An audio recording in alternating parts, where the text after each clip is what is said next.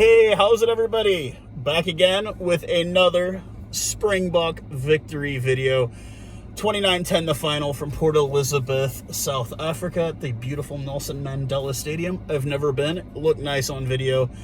Looked to be a clear evening there in the port city. I had to actually get on Google to get a weather report. Looked like 16, which for people in North Texas, that's a bit chilly, man. We were here, I think currently right here, it's probably 34 or 35 Celsius, over 100 degrees Fahrenheit, because it is Texas during the summer, and it gets ridiculously bloody hot here. So, not the prettiest game. I think I've said that multiple times now at this point in my videos. Oh my God, Argentina 13 penalties in the first half. I mean, Mario, man, you need to corral your boys a little bit better. I think a lot of it was also just a young Argentinian squad, a lot of inexperience, a lot of nerves, a lot of this, a lot of that. But we'll get it kind of kicked off, started out here. This was from the get-go, you look like Argentina looked like they were just trying to save face. Like, hey, last week was a fluke. Unfortunately, it was almost the exact same result, it seems. We get the scoring kicked off pretty early, 7th minute in. Pollard, 3 points on the penalty. A lot of penalties for him, a lot of penalty kicks in the first half for him predominantly. That's all we scored in the first half. I think he was 5 for 5 on the penalties there. That just tells you, yeah, man, those Pumas were in trouble quite a bit. We even had a guy go to the sin bin at the 31st minute, and at the 81st or 82nd minute, we had 2 yellow cards handed out this fine day. At 10 minutes, I thought we were going to play a little bit aggressive. Pollard kicks to touch. I'm thinking we'll get the line out. Maybe we'll get a try across, get some good momentum going. Nothing really pans out on it, unfortunately.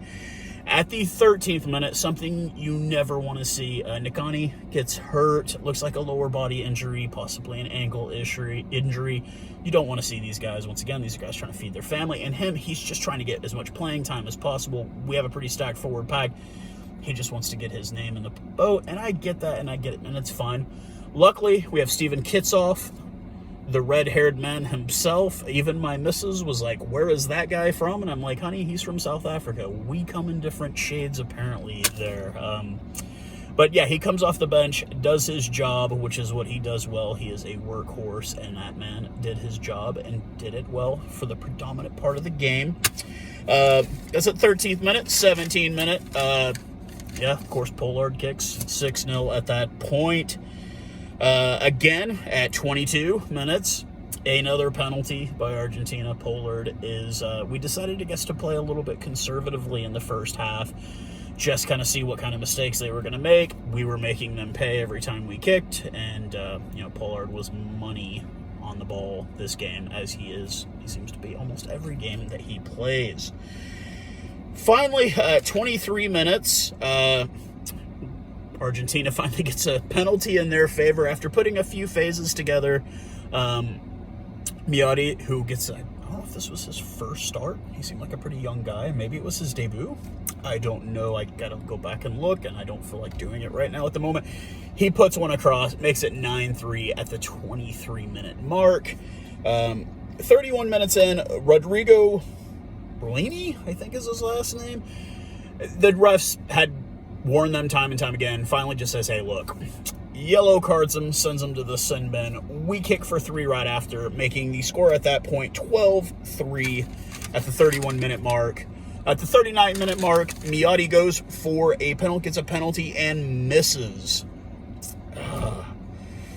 Yeah, 15-3 at halftime. Did not look good. Both teams would get some phases going, nothing really panning out on it. Argentina would get a lot of penalties. I think they had 13 in the first half. Our line-out looked amazing. Yeah, Lood De Jager doing his thing. Ori, getting his first start, came off the bench last week. Gets his first start, and he looked pretty bad. Rusty, unrattled. And I get it, man. If in the happens that he does actually see this video, man, talk to Lood De Jager, talk to Eben Etzebeth. Look, man, you've got the jersey on. You're a starter. Don't question your abilities, man. If you've gotten this far, that means you're good. Just relax and just go with the flow of the game. You can see it on lineouts. He was definitely lost a lot on lineouts. I think it was just maybe the pace of the game. And I get it. I've seen interviews with guys talking about their debuts and how nervous they are, or their first start, and how nerve-wracking it can be, especially in international test rugby. It's just a different game. Chill out, bro. You got it. You got the job. You're fine. Just, trust your instincts, man. Trust your instincts. He comes off at the 50th minute, the second half. I'll get to that a little bit later here. 40-second minute box penalty. Not anything new here, it seems. Miotti misses again. Yeah. This is where Nicolas Sanchez, you need him. But I get it. You've got to get these young guys some playing time. Mario Ledesma, he's just trying to get these guys. I think this is where the Jaguares not being in Super Rugby, this is where they're really going to start feeling it, because they don't have their guys competing week in, week out against their foes from overseas. And even with your foreign players, it's just not the same. I know that they added the Argentinian 15 to the SLAR, which is the South American Rugby professional league, if you want to call it, I think there's a team in Uruguay, Paraguay, Chile, Argentina, Brazil, and Colombia. Interestingly enough, you might be seeing me in the Brazil rugby jersey. I have a coworker that just came back, and I think he tried to get me one, or maybe he did get me one. Just waiting for him to come back to the office. If I get it, I'll do a video wearing it. You can kind of be like, oh, there's something you don't see every day. A Brazil rugby jersey. Continuing on, 45th minute in, Mampipi. I'm sorry, guys. I know I butcher the names sometimes. Some of these names are just difficult for me because I live in North America, Texas. Gets across the wing. He is the opposite Cheslin Colby. He gets across at the 45th minute. Pollard converts. Finally, we get a try across. It only took 45 minutes to get one. Can't complain there. Like I said, Ori goes off at the 50th minute. I already kind of said, hey, look, man, relax, dude. Like, trust your instincts. You've made it to this level for a reason. Relax, Visa also comes off at 50th minute. He had a great game, in my opinion. Not the man of the match. I'll say that at the end of the video. You guys can say you're wrong, whatever. It's just my personal opinion, who I felt had a great match today. 51st minute. A line out on, I believe, the 5. Goes in. Malcolm Marks, the big man, gets it across for a try. Pollard obviously converts, because that's what he does. But it's always good to see those big boys in the front get a little bit of the glory, get a little bit of try action. You always like to see the big boys do it. It's almost as entertaining as when locks do it. Locks are quite a bit more, just because they're really tall guys. Sanchez comes on. Nicolas Sanchez finally comes on at the 60th minute. Obviously, at this point, it's already 29-3. Like, look, you're not saving anything. They bring him on. I'm sitting here just waiting for the countdown to get the third try so we can get that vital bonus point. Thank you, Joel Stransky, for making me look that up, because I did not know when he had brought it up a couple of weeks ago. But, yeah, obviously they bring him in, and Pablo Montoya goes off not too long after that. At the 71st minute, Jaden Hendrickse had come in to fill in at fly half for Jacobus Reinach, who had another great game. I'm very happy with that man. I'm glad I discovered him, and I've kind of followed him a bit now, and very happy with what I see. Obviously, he's not Faf de Klerk, but you know what? He seems to do his job and do it well. I got to see him with a little bit more of the boot this week. You saw him a little bit more kicks. Anywho, Hendrickse comes in at the 71st minute. It's kind of a ruck, a little bit of a ruck coming on. He bobbles the ball a bit. He picks it up to go kick and gets hit. And what I thought was maybe an excessive and or late hit. The guy took him down at his knees, man. Me and the missus are sitting on the couch watching the game, and we're just kind of saying, that hurts me just looking at it, because they kept showing the replay. And God, it looked like, I hope it's not an MCL, ACL, I hope it's just a strain, or maybe he just pulled a muscle, but God, it looked bad. And when you got to get wheeled off on a cart, that's usually not a very good sign. So I'll have to check social media and see if anybody, lets us know the nature of that injury. I hope that it's nothing too bad, and if it is, I hope it's a quick recovery for him, because I don't think that's the last we've seen of that young man. I think he has a lot more to show us in the jersey. So, like I said, hopefully nothing too bad with him. At 81 minutes, siren goes off at 80. It's 29-3. At 81 minutes, the ref has finally had enough of Lavanini Thomas, the guy that's their lock. That guy is bat crazy, man. That I've seen so many clips of that guy. He is a nut bag and a half. But ref sends him off at 81 minutes. You can see at this point his face. He was just crushed. This was not how they wanted this game to go down. He gave it his all, and obviously wasn't going their way. Eventually, at the 85th minute, Pablo Matera, the big winger, the Crusader next season, weirdly enough, I cannot wait to see. I think if that guy has any issues, Scott Robertson's probably going to fix them pretty quickly. Gets across at the 85th minute, Sanchez converts, and that's the final whistle. 29-10 the final. Not the prettiest game of rugby on either side of the ball, but man, Argentina really just, those penalties cost them bad in the first half. And you can't go down that much behind the Springboks, because it's going to be too much of a mountain to climb. Even towards the last 10 minutes, 15 minutes of the game, when all our run-on started coming on, you could kind of see we were getting tired, and a couple of the scrums we were collapsing. Everything just wasn't looking right for us. You could tell we were tired. It was a long game.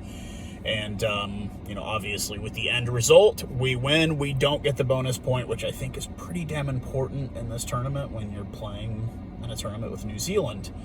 Although I don't know what's going to happen going forward, because it seems like New Zealand and Australia are kind of like on their own little thing. And I keep hearing rumors that the tournament gets moved to Europe. If that's the case, cool, right on. I'll still be watching the games as long as it's carried. And, so man of the match, in my opinion, the man getting his 50th cap, Lood De Jager. He was amazing on the lineouts. I think we were 10 for 10 at one point, and then I think we lost one or two at the very end of the game because we were just tired, as you can tell.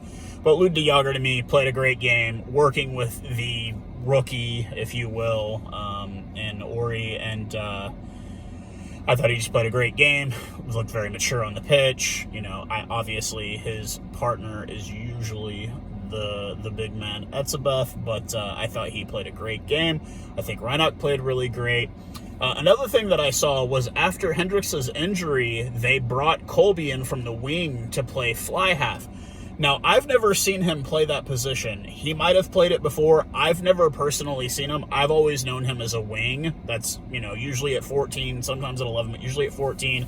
If any of you guys have ever seen him play that, let me know. I just personally have never seen him play that position, and he took the headgear off, and he didn't look bad at it. He didn't look super comfortable, because obviously that's not his regular position he seems to play.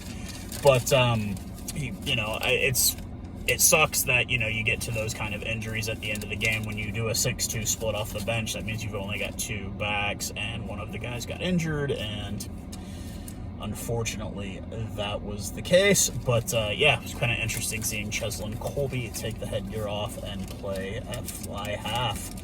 But guys, it was a win. I'm not going to say a win is a win. We definitely have a lot we need to work on. Not to play those trash Wallabies, but man, the All Blacks winning, if that does happen, we need to be on our A game when that happens, because you don't beat the All Blacks by accident. You don't get lucky. Like with the All Blacks, you have to beat them. Like, you have to be on your A game to beat that squad. Ian Foster, he's gotten a lot of my confidence back. Now, granted, they haven't played any real tough competition, but just kind of hopefully everything gets squared away and we do get to see the clash of the Boks and the All Blacks. I think that's what everybody's been waiting for, and that's what I've been waiting for. I might even live stream that game on YouTube and give you guys my American commentary. But guys, cheers. I hope everyone has a good Sunday in South Africa. It's still Saturday here in the States. I hope everybody is safe. I hope everybody, is not getting sick or anything. We've got some celebrities getting COVID here in the States. Corey Taylor of that band Slipknot and Stone Sour, yeah, he came out. He's got it today. Like I said, our governor of our own state here has it. And just everybody, mask up, stay home. Don't go out and do anything if you don't need to. If you don't have to get out, just stay home and chill. Get in your backyard and braai, or get you a poiky pot going. That's how I would get down. But anyways, guys, cheers. Thank you for subscribing, and I'll talk to you all again soon. Bye.